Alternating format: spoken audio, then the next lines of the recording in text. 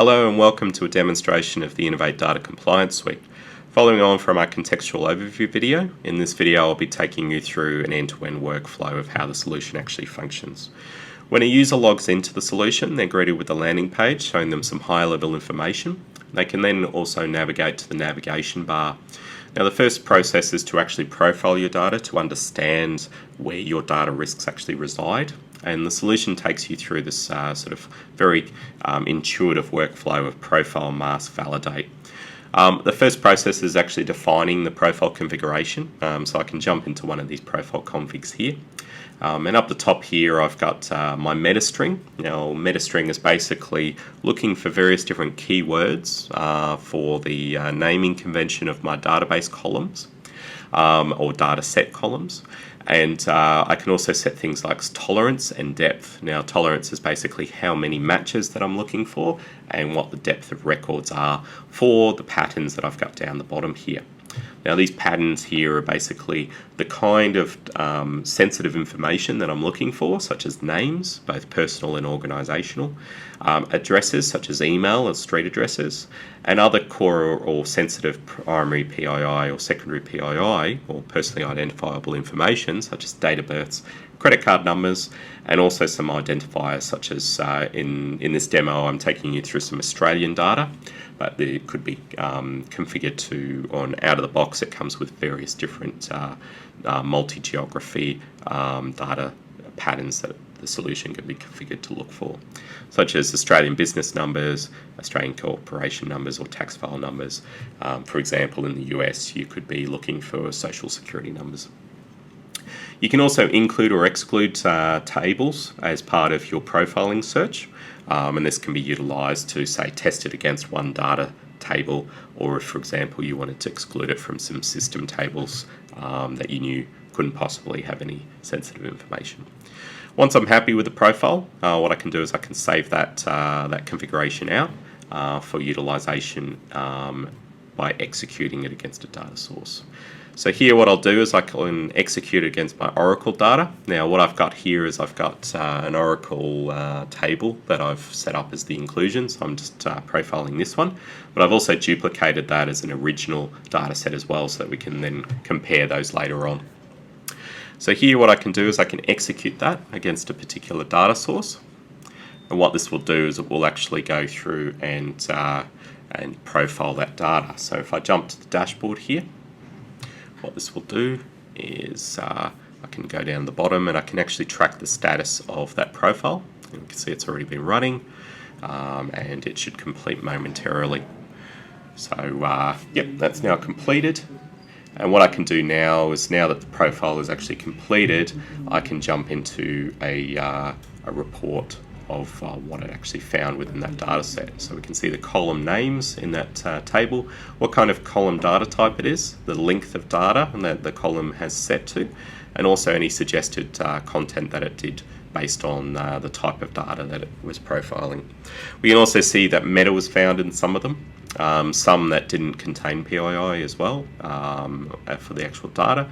So the solution, as I was saying, looks at the column naming, and based on your meta string will flag it based on meta, but more importantly also looks for matching data based on my profiling pattern rules, and then suggest a masking routine based on that. So what we can also do is look at matching on random data, and we can also filter that as well. So for example, we would just wanted to look at the names values that were found, we can do that, or we can export it out to Excel if, for example, we wanted to report on it or review it externally to the solution. The profile dashboard also shows you some key information of the various different compliant environments and what potentially requires more attention. The next step of the process is to actually review the masking configuration file. Now as part of this process it's generated a masking configuration file automatically based on the profiling, and what we can do here is we can review what kind of masking routine it's actually suggesting. In this example what we can do is we could also set things, so for example if we wanted to do a fixed value surname, or we wanted to update a column to a particular value or or a list of values, we can do that based on a lookup file. Out of the box, we use a many-to-one function, which I'll go through in a minute, a bit more detail shortly. But you could do a one-to-one. For example, if you were masking it for an analytics company, you needed the actual patterns or the distribution of your various different data to remain in a very similar way, but desensitized. So that it didn't contain sensitive information. We can also select different lookup files as well. So for example, if we wanted to do multilingual, such as Chinese surnames or family names, we can do that as well. Once we're happy with the masking routine, we can set that to active and save it. And then what we can do is we can actually run that against our data set. So similarly to the profiling, I can go to the execute area for masking, and I can select that one that I just set as active. What this will do is it'll go off and actually desensitize that information. And similarly to the profiling dashboard, we've got a masking dashboard, and down the bottom here we can actually track the logging of that, which will start populating in a minute.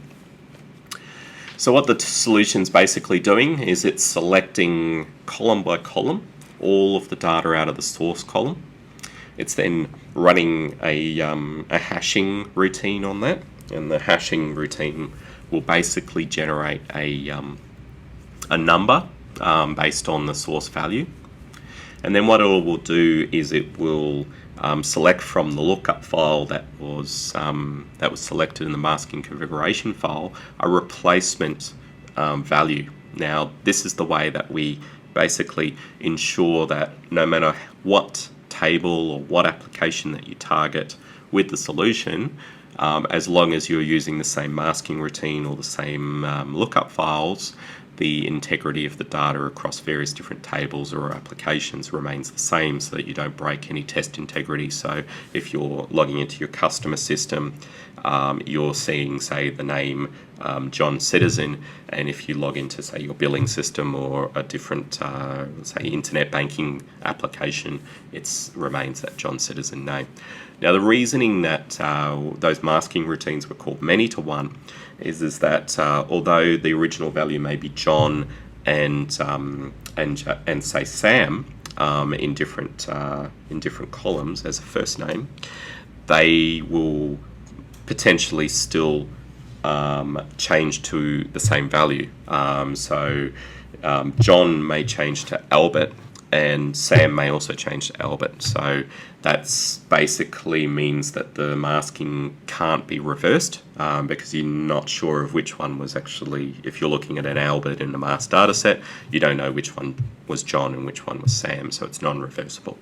As I was alluding to earlier, we do have various different routines that are more one-to-one, and although we don't recommend them for out of the box, if, for example, you were sending this data off to an analytics company and you needed to desensitize the information but still maintain similar patterns for those analytics reporting, that addresses that issue.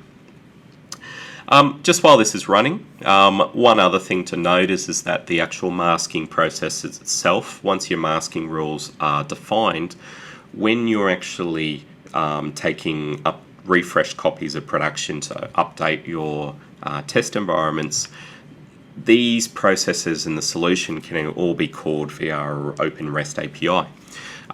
So the actual process of profile, mask, and validate, you can actually automate that process. So in this example down the bottom here, I can see my copying of production data, masking it, and down the bottom there you can see the profile and validating, which are obviously processes, the profiling being a once-off or as part of your release lifecycle. If an application was to be updated, you may want to profile it again to identify any new schema changes or database tables changes that have occurred. But basically the masked data set, you get these cleansed gold copies, which then can also be deployed as part of your CI/CD DevOps process. A lot of organisations that we've talked to in the past, they may have their application and their infrastructure processes fairly automated and robust, but they still await test data, and the process takes still, say, 12 weeks for that test data.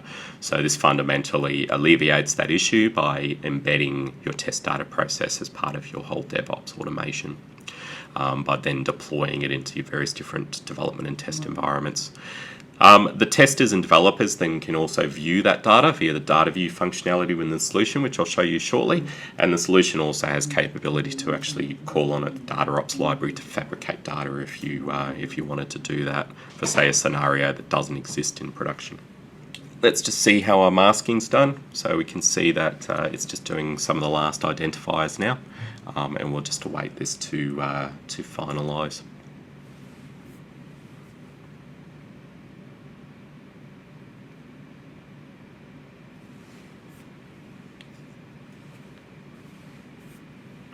Cool, so we can see that's now completed. What we can do now is we can jump into our report and we can see that everything was completed successfully. And we can jump back to our data here, refresh our SQL developer, and we can see instantly that the data's changed. So Barry McCassie's changed to Quinlan Yang. And if we jump back to our original data, we can see that. We can see that we had an XYZ at Hotmail and a sample at Gmail addresses. A lot of the email addresses are the same.